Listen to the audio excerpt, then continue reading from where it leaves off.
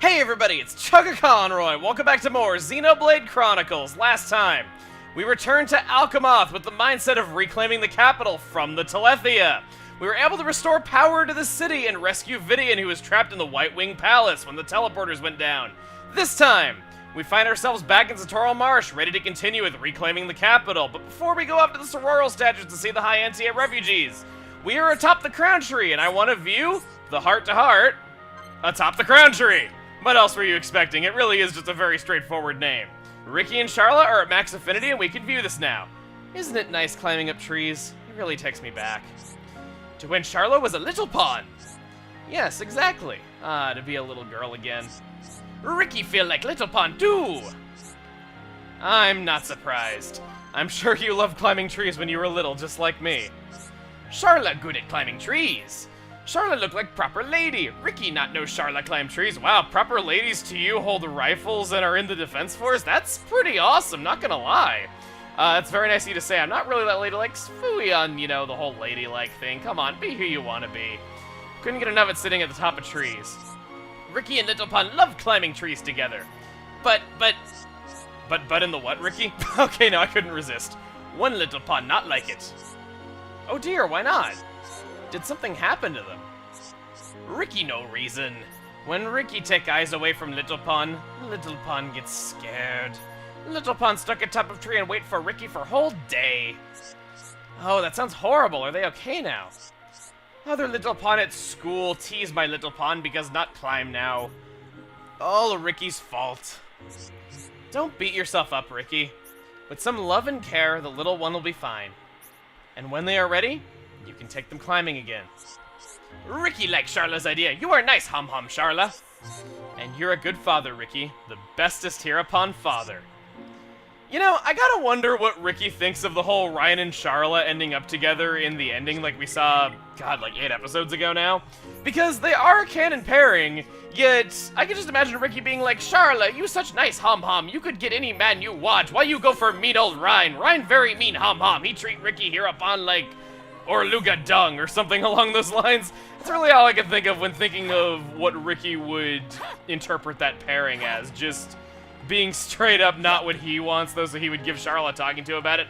Either way, Satorl statues, this is where we need to go. First side quest here is in the daytime around these parts, so how about we do that? And, okay, slight detour. The High Entia refugee that we got that generic challenge quest from a few videos ago, he has something to say to us. Did I not complete that quest, even though I killed the monster? Oh my god. Oh my god, did I really not? Wow, okay. I'm guessing this is the only generic monster quest, like, at any point in the game where you need to go back and talk to the quest giver to complete it, because I've never needed to do that. I always just got the reward immediately. Cue all the angry people in the comments that were like, Chugga, you didn't finish the quest, go back, talk to the guy, you idiot. I bet there were tons of them, but you can see how I thought that. You can see how I would have made that mistake, so hopefully it didn't drive you too mad. What is it I want to do here? Probably want Ryan out. Yeah, I'm just switching the party around a little before we get the side quest started, because we have a bit of a depressing one here today, to say the least. Let's talk to Rosiel. We've been admiring her back for way too long. Yeah, it's us. I know that I can rely on you. I'm sure you'll be able to help. Forgive me, but won't you hear out my request? I truly don't know what to do. That is a worry. This is news to me. I thought you only ever worried about Shulk. That's not fair. I worry about this too. Well, a bit. Wow, okay, when you hear this conflict, Fiora's gonna sound so rude here. Galvin transformed into a Telethia right in front of me. But he was still himself inside. He flew off without attacking me. But I just keep thinking about it. Galvin was such a kind man. I can't bear to think that he could be attacking people right now. So I have something terrible to ask of you. I want you to help me save Galvin. The only thing is, I don't know where he went after he flew away. Perhaps there is someone who has seen him. Could you ask around? That must feel terrible. Someone you knew being forced to attack people against his will. I will understand if you decline. I know there is much you have to do. But it would make me truly happy if you could help Galvin. For a friend. We need to go find people that claim to have seen Galvin all around Bionis. We need to ask around Satorl and Frontier Village. Now, I personally had the side quest all wrong in my first playthroughs of this game. I actually had this confused with Scarlin. I thought it was that we paired Rosiel up with Scarlin, and after they had been in love for months after we'd paired them up, Scarlin would transform into Telethia and attack him. But rather than that, no, Scarlin is right here, and we need to talk to him before the side quest. Galvin is rather a, one of the military in the Imperial Palace that shares a post with a lot of the other soldiers. So, Galvin saved Scarlin's life. He transformed into a Telethia. But even so, he protected me when I was being attacked. Once I was safe, he flew away toward the Imperial Palace. Perhaps he went to save someone else. We talked to him, and while this is a very depressing side quest, and while that is really sad, I do have to say, I'm a little bit relieved that it wasn't Scarlin that did that. Scarlin does have kind of big wings, and I was actually... You can see how I thought that just... When Rosiel said about somebody turning into Telethia, you would instantly, like, assume it was Scarlin, and because it's been, like, what, a good 80 hours of gameplay since we've done that, yeah, it's kind of an easy mistake for anyone to make. At least I think so. Around Frontier Village, I think I actually walked the wrong way. Yeah, actually I did. We've been seeing a lot of Kalika lately. He's the next one we need to talk to. What's that? You want information about Galvin? Well then. I didn't see it myself, but I heard what happened. We need to find the one who was nearly attacked in Revelation Hall. Anyway, it's just a rumor. It's not the most reliable information. Lastly, down by the evac ship, you want to talk to Atael. You want to know where Galvin is? Actually, there was someone who protected us along with our father. I don't know if it was this Galvin that you're looking for, though. After helping us, he headed for the entrance to the Imperial Palace. That's about all I know. I hope it's of some use to you. Seems we know where Galvin went off to. Let's return to Rosiel and tell her what we found. I don't think you like what you're gonna hear, but we need to tell you anyway. I see. Galvin was a wonderful person. It helps just to hear those words. Oh, what a relief. Another props up. Fiora. That is really... It's a nice weight off our shoulders. Nice work, Fiora. Wow! Stop it. I'm not used to you saying nice things about me. Fiora, there's kind of a mourning person right in front of you. I wouldn't celebrate right in front of their faces. Galvin is in the Revelation Hall in the Imperial Palace in Alchemoth. I know it has to be done. I want to ask something of you, but I just can't bring myself to say it. We get a reward all the same, but you still seems troubled. I think this is a job for Dunban. He would definitely be able to handle this a lot better than I think anyone else in the group would be able to. Ah, it's you again. Please forgive my reaction.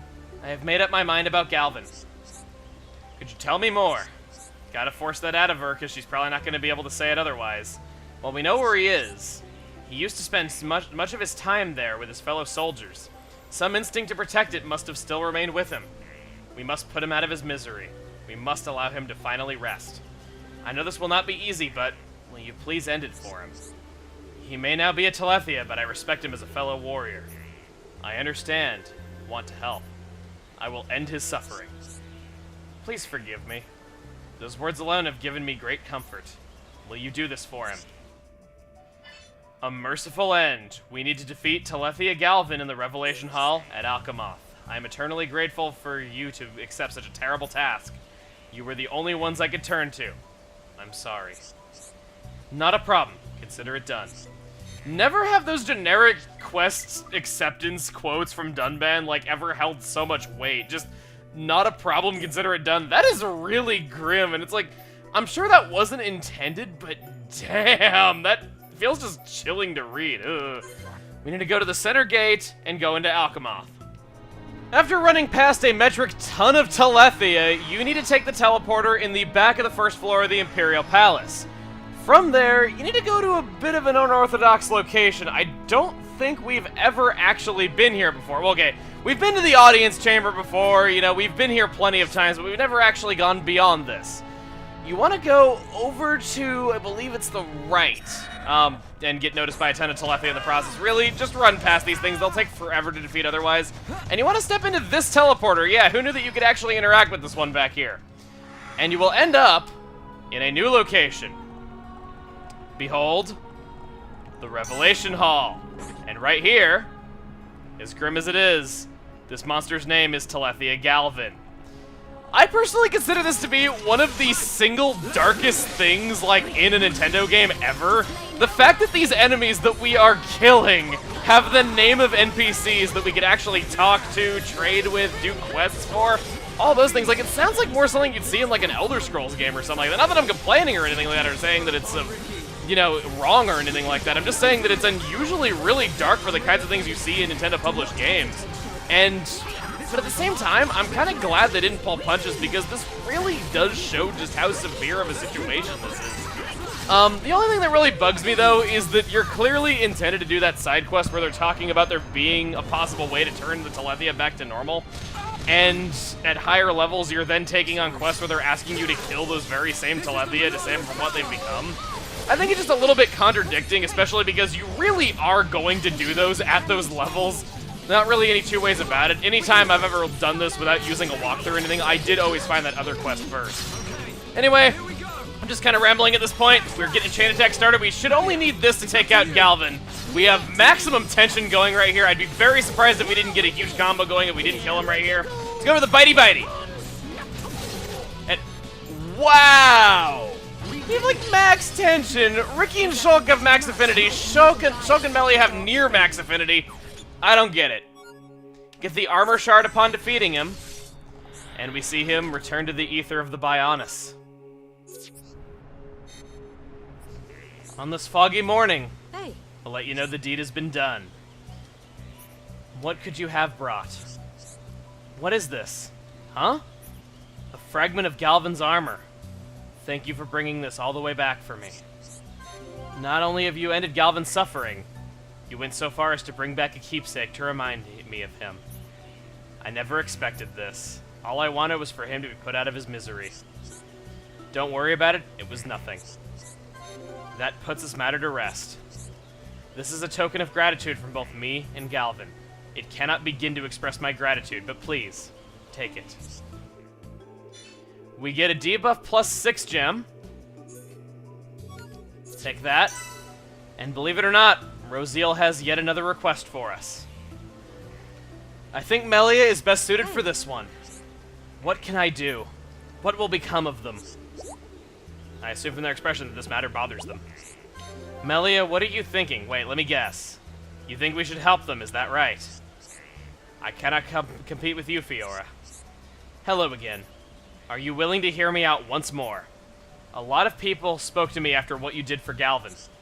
It seems that there are a lot of others like Galvin. Telethia, standing guard over the Imperial Palace.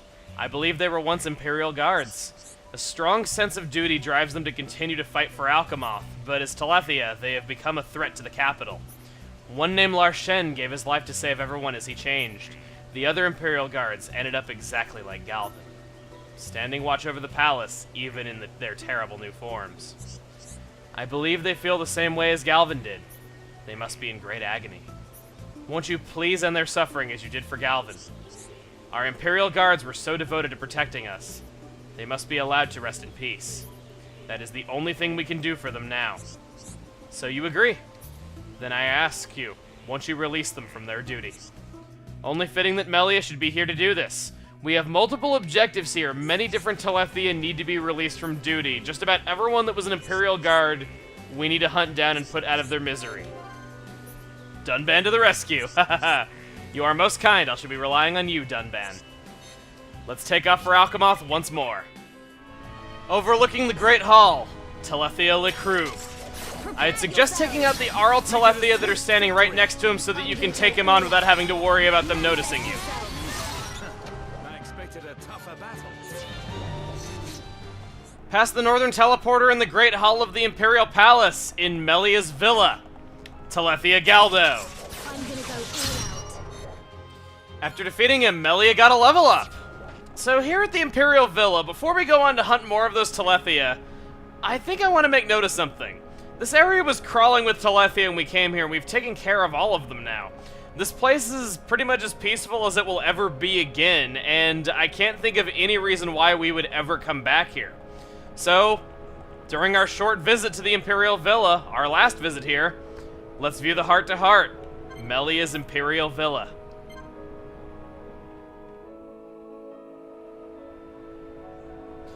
This is the Imperial Villa. I spent my childhood here with my mother. Oh, I'm sorry. If I'd known, I wouldn't have barged in. Don't be silly, it's quite alright. In fact, I'm glad that you in particular have come to see it. Thanks. That means a lot to me. And it really is a lovely home. I'm glad you think so.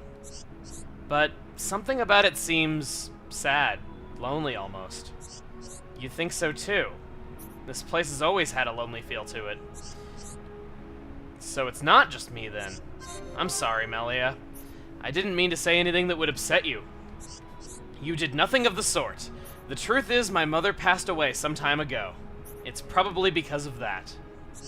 Oh, that means you're just like me. My mother died when I was young as well. Your brother told me. My mother's room is still as it was, full of memories, but so empty. I somehow get the same sense from this place. Not everyone has had that kind of experience. No wonder you can recognize the feel of this place. I hope you'll always look after this place. The garden's amazing. I would love to hang out here again. It's really growing on me. And I'd love for you to visit again. I'm glad it's made such an impression on you. It's nice to see Melia not being bitter about, you know, Fiora and Shulk, and that she can really say things like that to Fiora, because Fiora's never outright antagonized her, and I'm glad that Melia doesn't feel bitter towards her at all. I mean, she had some really big redemption in that battle with Dixon back at the top of Prison Island. I found that to be Melia's most powerful moment, personally. But that's not why we're here. Some High Entia have all the luck and become flying Telethia. Telethia Kalen is one of these such High Entia. You will find him on the Sky Terrace near the audience chamber. Lastly, at the very end of the audience chamber, all the way back there, that's Telethia Adonis. As he's surrounded by tons of RL Telethia, I would highly suggest taking them out first. He is also level 91, making him the most difficult enemy we have had to take on yet in any way, shape, or form. So, definitely do not deal with a group of enemies. Only deal with one if you can help it. And yes, that logic applies even though these two RL Telethia will immediately attack you when you get close to him, because you can always just defeat them, run away, and come back and deal with Adonis all by himself. Of course, though, if you're having a pretty good fight like I am here, you might not want to run away and deal with him by himself because you'll have high tension going into the fight. Speaking of high tension, I can do Final Cross already. Haven't even killed one enemy, and I've already got flames behind Fiora's forge. It feels so good. Ricky go for the roly poly. Let's see if we can extend that topple a little bit further, and then Shulk could hopefully go for Monado Art to extend it. No. Was hoping to get a bigger chain going from Shulk doing his Monado Arts, but it doesn't really seem like luck was on my side with that one. Yeah, well, not like it's anything new with me getting screwed on the luck of getting more attacks and chain attacks, even though I have high tension and high affinity, but I was thinking about cutting out this fight. You know what? I don't think I will. This is the most difficult fight out of all the Telethia, and like I said, this is the most challenging enemy we've had to fight yet at level 91. I mean, it is 6 levels higher than Fiora and 5 levels higher than Shulk and Ricky. Plus, I'm not exactly using primarily Ether users here. I don't have Melia in the group at all. So, I could see this being a little bit of a hard fight for you if this was your first playthrough. This is kind of the beginning of, yeah, it is a little bit questionable if you're not going out for proper equipment and things like that. Speaking of which, I feel like I should acknowledge that I haven't switched out my equipment yet just because we're getting a lot of it really quickly. And I just feel like we would spend so much of the video redoing my equipment over and over again if I were to do that. So even though you should definitely be updating your equipment, I can play without it, so it's kind of what I've been doing. I do want to redo it soon, though, because we have been getting some pretty good stuff this video in particular. But anyway, this RL Telethia is almost done. Once it is gone, we should be able to just do what I was saying, where we have really high tension going into the fight with Adonis by himself. That is if Fiora can keep alive, because she's actually getting kind of low on health. But either way, we will try to surmount this wall that is Telethia Adonis. As we saw when we used Final Cross before, he is immune to topple outright, just like most late-game flying enemies, but I don't think that's really much of a problem. You still get high damage from doing Final Cross. It is a 10-hit move, after all. Do that, and going forward, of course, so I can get ×2. Wow, he resisted a lot of hits from that. That was kind of lame. Decided to go for the happy so I get some of the chain attack gauge back in case Fiora goes down. Not sure what I want to do. Slit Edge. I really am kind of at a bit of a loss for what to do here. I'm not going to do a lot of damage to this chain attack. I've kind of accepted that, but I'm cool with just getting the effects. Already got a segment of the party gauge back already, so it's no big deal. Now, Being level 91, this thing could very well have drastically higher agility than you. I would suggest agility up gems, but when fighting enemies that are significantly higher level than you, one gem that you might want to consider is night vision. This will make it so your attacks are forced into hitting more often during the nighttime. So, you know, that kind of gem can definitely be useful to you if you're having trouble fighting higher level enemies. It'll be invaluable to you with some stuff that we have coming up. But right now, I just personally don't need it. Early game, night vision's kind of useless just because there's not really a whole lot of times where you'd be fighting higher level enemies that you'd want to kill for whatever reason. But for late game, it can definitely be good. Oh, wow, okay. Already got another shade attack going. This might actually do it. He's down below half his health. For being 5 to 6 levels below him, we're having a much smoother time than I was expecting. Ricky go for the bitey, and with any luck, yes, got another attack. All right, been a long time since I've done this. Let's do it times 4. Monado Buster! Even though there's no Mechon left in the world, or at least aside from the fallen arm, still feels good to do. And last, times 5, Final Cross. That's it. We've won. We get another armor shard after defeating Adonis. After defeating Adonis, we get another chunk of armor. Let's take this back to Satorl Marsh and see what the High Entia think. Hello once again, Rosiel. You brought something for me. Could it be? It is. You are so kind. Galvin will no longer be alone. I shall place them beside Galvin's armor fragment. Well, that's that. I'm so glad we sorted all this out. Please take this. It is from all those who were protected by the men you saved. We owe you a great debt. We collect our gem, and level 86, almost all the way around, Ryan just barely falls short. Story of his life. Now that we finished putting the Imperial Guard to rest, there was one person we saw today that needed our help and we didn't give them the time of day because we were in the middle of doing this. Back over at Frontier Village, we want to go to the Nopon Tower. It was Atael, the boy who helped us to find Galvin by seeing which direction he flew off to as the High Entia were transforming into Telethia. Back in the capital, our dad turned into a Telethia. Now all that's left of our family is me and my sister Cian. That is a worry. So, should we stay here looking concerned or should we act? Melia, you're right, let's solve this problem. I'm coping with it. But Cian still thinks our dad is going to come for us. I don't want to tell her the truth just yet. She should at least have some kind of memento of our dad. I know he had a precious object he buried in the ground. A precious object? What kind of object? I didn't get to ask him what it was. He just told me to dig it up if anything ever happened. A memento of Daddy. We have a situation where two children have just enough Hom's blood in them that they didn't turn into Telethia, but their father was enough of a pure-blooded High Entia that he was still able to turn into one. Really interesting scenarios they've come up with for a lot of these Alchemoth quests, because, like, they really do go into the biology of this quite a bit of just, like, you know, possible scenarios that could happen throughout an entire population of people. I find it really fascinating just to think about and just all the different scenarios we have here, between the Imperial Guard still maintaining some of their instincts to protect the capital, and now this.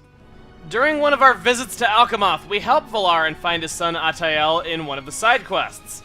Here, we find the family picture. And as soon as you pick it up, Telethia Valaran appears.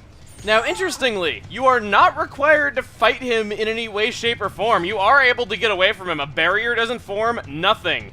And if you take the memento without killing Valaran and go back to talk to Atael, Dad was always standing at the place he said he buried it. It's the small fountain near the Fountain of Hope. There is something precious there, and so he never wanted to leave. For whatever reason, you can talk to him again and again and again, and he will not accept this family portrait that you have in your possession because you haven't killed his father yet. And so, we must do the deed we did not wish to do. Upon doing so, Charla gains a level. You don't need to worry anymore. This is my father's precious object. Yes, I see. This really is precious. Thank you so much. With this, me and Cian can always be with our family. I'm glad everything worked out. Shulk, seeing you so happy. I know not why, but it makes me feel warm. What's wrong, Melia?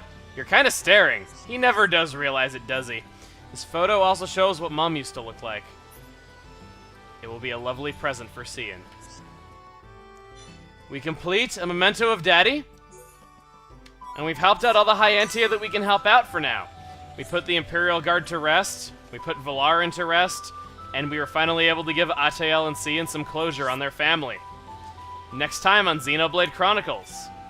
Now that we're done helping out all the High Entia we can help for now, we're going to be returning back home to Colony 9 and seeing what we can do there. See you guys then.